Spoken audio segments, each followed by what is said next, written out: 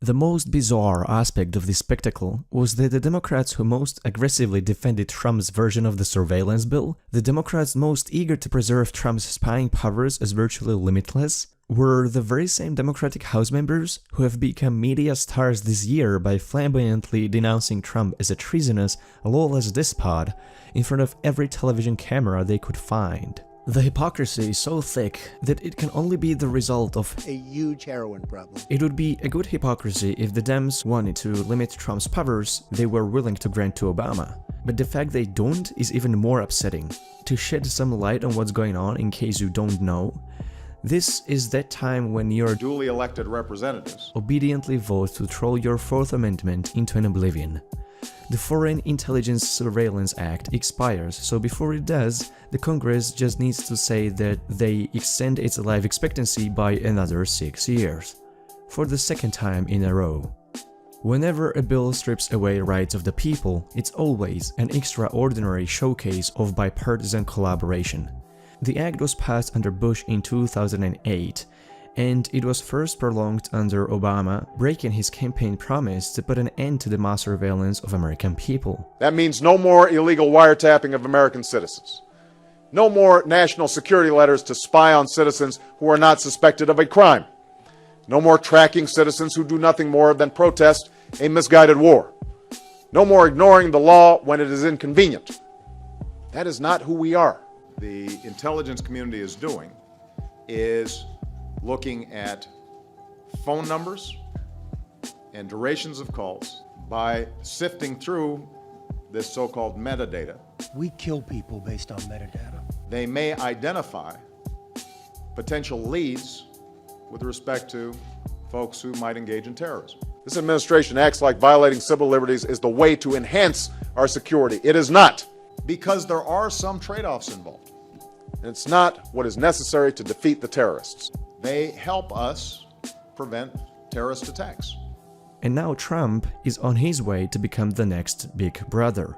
Or is he? Hey, Vsauce, Michael here. You see, it kind of seems that many Republican representatives seem to follow Trump's Twitter to find out how they should vote for things. And Trump seems to have a dissociative identity disorder. I've never seen a case like this before. There's this official personality of Trump that's supposed to represent his administration. This side of Trump supports mass surveillance without any reform that would bring back protection of civil liberties. But the other side of Trump that goes to Twitter and then instantly regrets it also seems to watch Fox and Friends.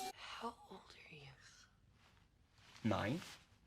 On this show, Judge Napolitano tried to talk some sense into Trump by criticizing his official statement supporting the spy law, saying, his woes began with unlawful foreign surveillance and unconstitutional domestic surveillance of him before he was the president of the United States, and now he wants to institutionalize this. Mr. President, this is not the way to go.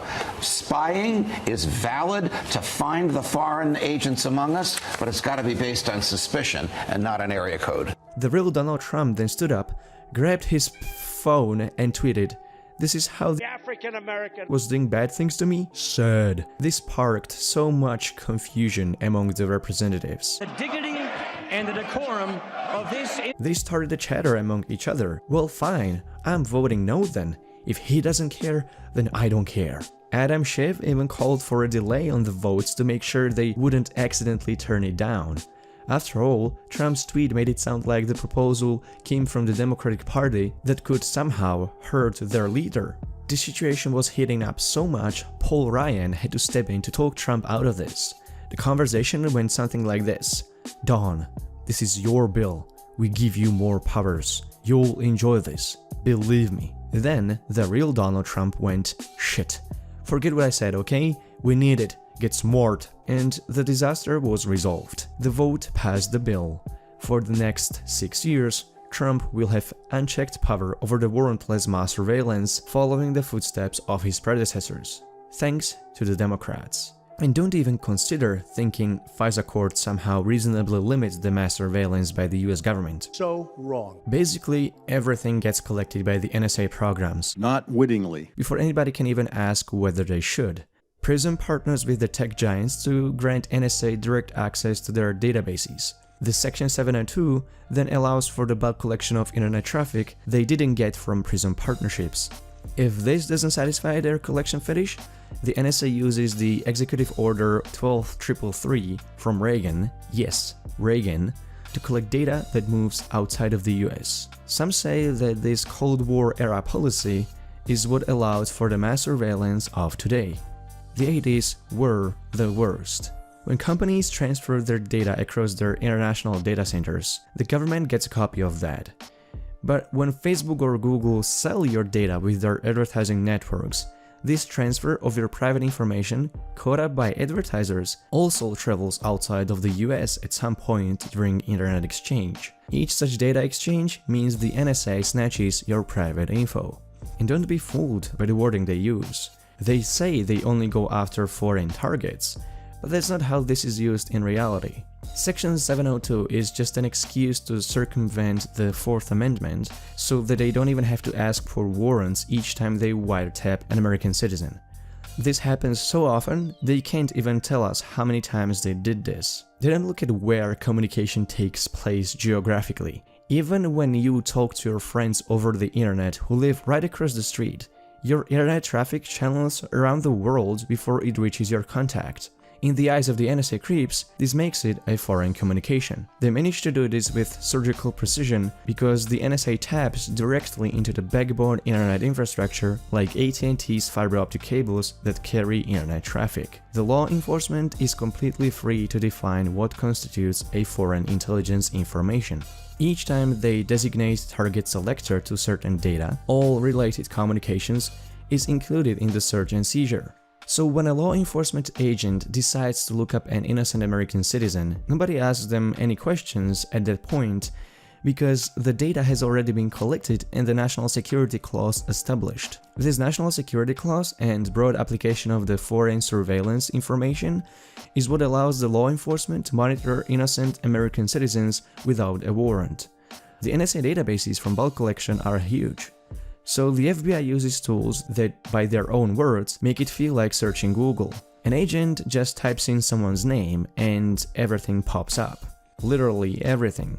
Private emails, private chat messages, all of social media history, phone records, logs, metadata, photos, comments, likes, everything you do is there. This allows them to wiretap journalists who report on foreign affairs, entrepreneurs expanding their business beyond the US borders, or ordinary people interacting on forums and comment sections.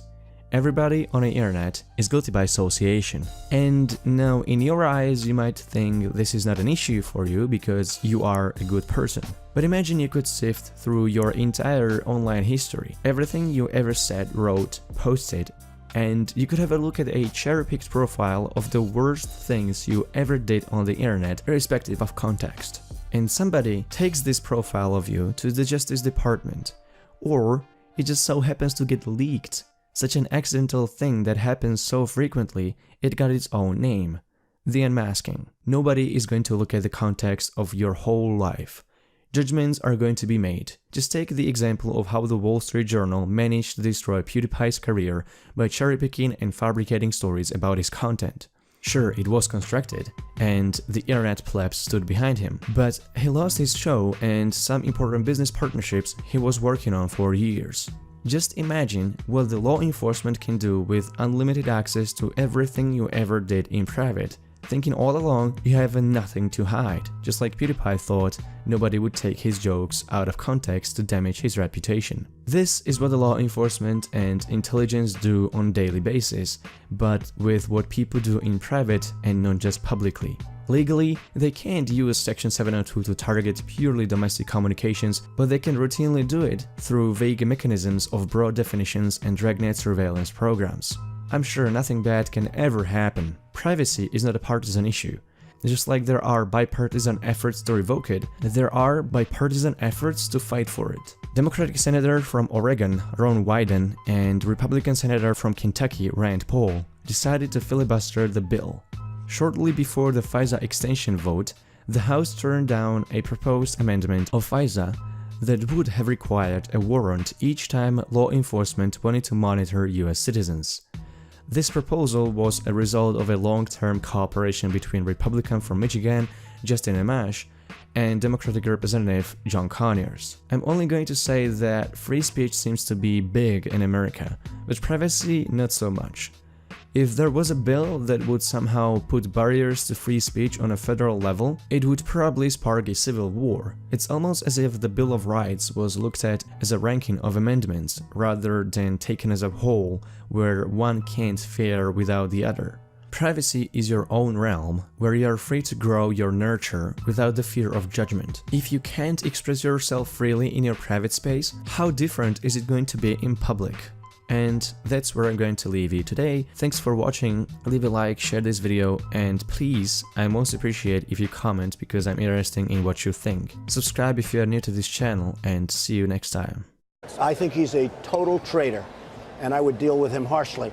And if I were president, Putin would give him over. I would get along with Putin. Well, first of all, he's a terrible guy. I said it right from the beginning. So many people are trying to defend him. Oh, look at what he's revealed. And isn't it wonderful what he's revealed? And yet people marching in his favor. He's a terrible guy who's really set our country back. And this guy's a bad guy. And, you know, there is still a thing called execution. How does he get this information? Here's a guy who didn't even graduate from high school. He was a high school dropout. How did he get the job in the first place?